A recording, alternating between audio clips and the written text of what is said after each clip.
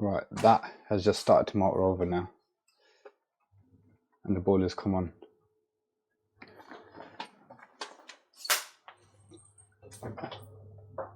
It's got a demand now. I'm so baffled right now because we had power, it wasn't motoring over, now it's decided to motor over, and we have a demand, and it's fired up.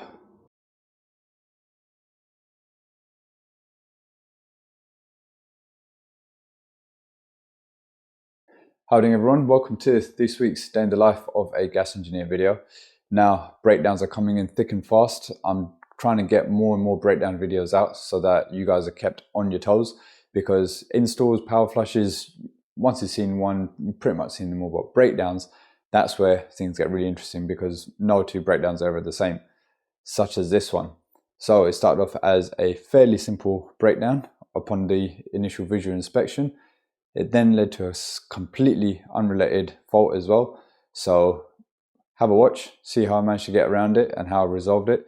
I'm getting closer and closer to 8K. I think I will be around 7,300 by the time this goes live. So trying to get to 8K by the end of the year. So please, before you carry on watching the video, please, if you're not already, hit that subscribe button and hit that like button, and I will see you on the next one. Enjoy this video. Right, got a Vaillant 630 and customers reporting power was tripping intermittently. Oh, let me switch that the other way around. So this one I was doing visual inspection first. So initially I thought it might be one of the zone valves because they've got the old magnetite on there, which we all know is prone to leak, and there was actually a little container sitting above those zone valves. So I did bring a couple of zone valves with me just in case it was that, but had a look inside the boiler, and I'll try and zoom in on this, but just underneath the pump, see all that crusting?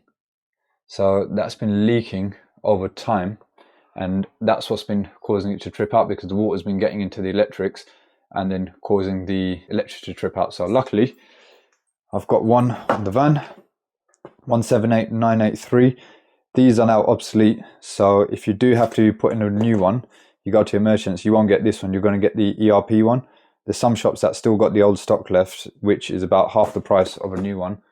I've still got a couple of these at home as well, so it's lucky because that way I can also just change the pump head over rather than changing the whole thing. And also with the new ERP ones, you've got a new cable as well, because it's not the same connection on the PCB. So it's not only got to buy the brand new pump, but you've got to buy the extra connector plug with it as well to be able to wire it into the PCB. But this one, it will just be swapping the head over, changing the AAV, and recharging the expansion vessel, and that should sort the problem out. So let's get it drained out. Pressure's a bit high as well on it, so expansion vessel probably needs recharging at the same time.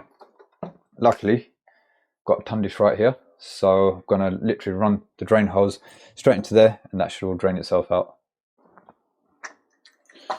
Right, so boiler's been drained out.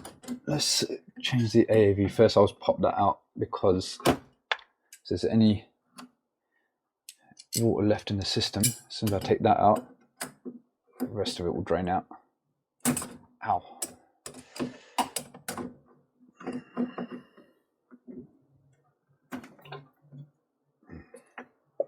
we go. You can hear that glugging. So let's just drain the rest of the water out, because as soon as I take that pump head off, I don't want it all to all dribble down here. So that's just going to let it all drain the rest of it out. Now start loosening the pump screws.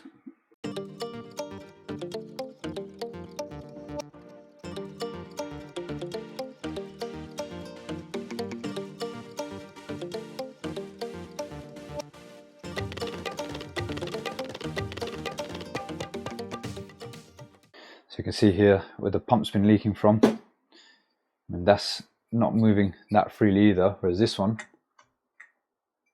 so if I do that with that, it stops, because that one is moving nice and freely.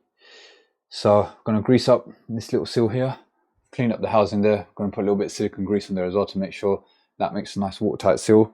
Put the replacement pump head in, put the replacement AAV in, fill it up, retest it, and we should be all good.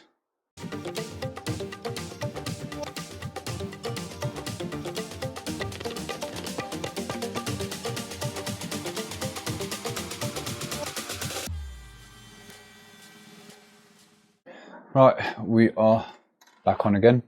So boiler's on, pressure's back up, and we're just in P0.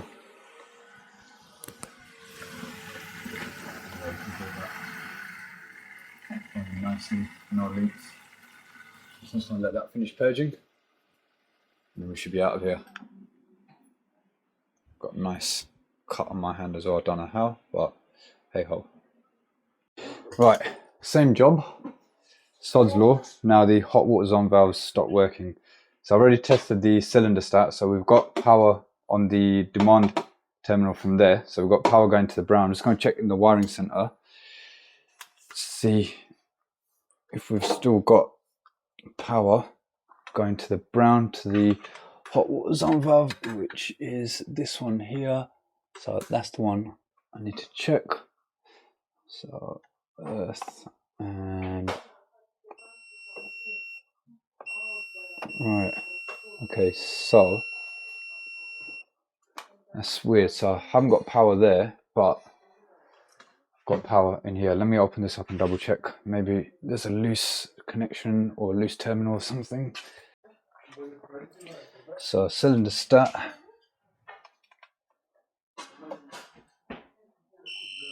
So we go 240 volts on there, but on here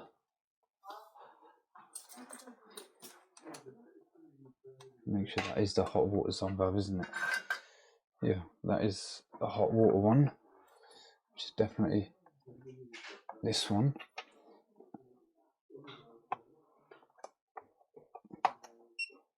Nothing. Let's check between neutral. Nothing. Right. Let me do a continuity check. Right, I'm going to do a continuity check between here and here. Don't know how wide of an angle this will pick it up. Right, so this is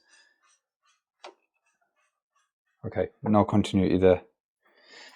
Let me check between the actual cool hot water on. Right, got continuity there. No continuity. So that's telling me there's a break in the cable somewhere.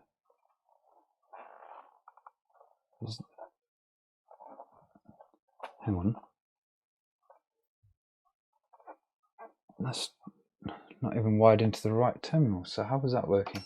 Yeah, now we've got continuity. That's all right. I'm baffled how this has been working. This cable is, that needs to be in there. What is this for? Right. No wonder it's not wiring over. That should be linked to that. Right, let me switch it over.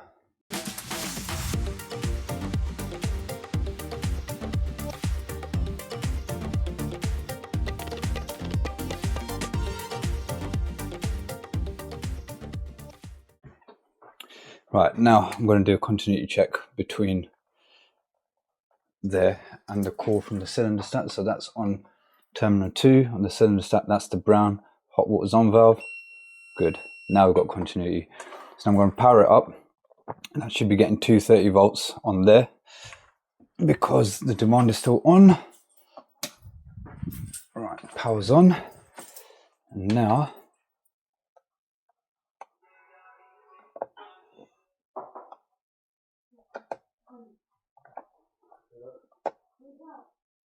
still nothing on there. What's going on?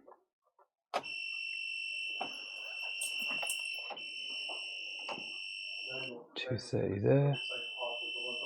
Got 230 on the cylinder stat. 230 there. And that's still not motoring over. Right. I need to do some wiring fault finding, find out where this cable's going now. Right, that has just started to motor over now. and the boiler's come on.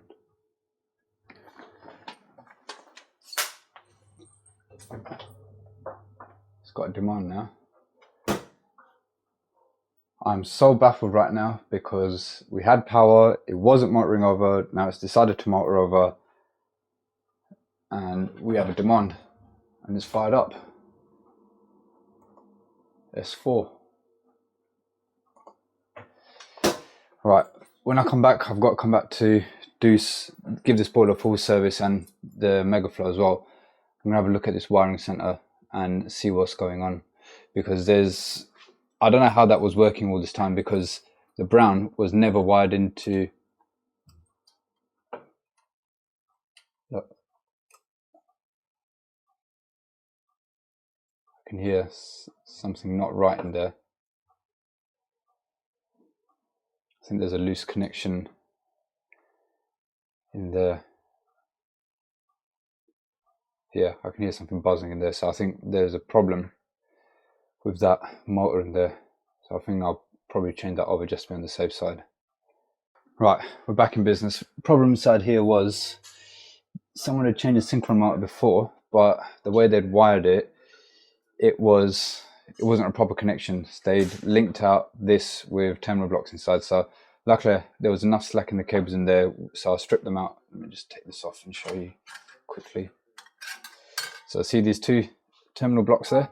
So basically you had these old cables in the little, I've cut them off now, but the little crimp connections, and then that was coming into the terminal blocks. Now the ones that were in the crimp connections, they basically crumbled, so I reckon it was shorting out somewhere, or it wasn't making a proper connection.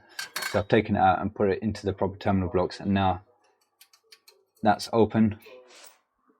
The boiler's fired up, we've got a demand, and it's staying open, and there's no buzzing sound coming from that zone valve anymore, so I'm happy with that.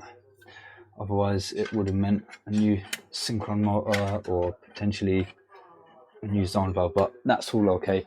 I still don't know what the hell was going on with this wiring, because that brown was wired into this, which I don't even know. Okay, see, look, it's cutting out again. Yeah, I'm quite baffled.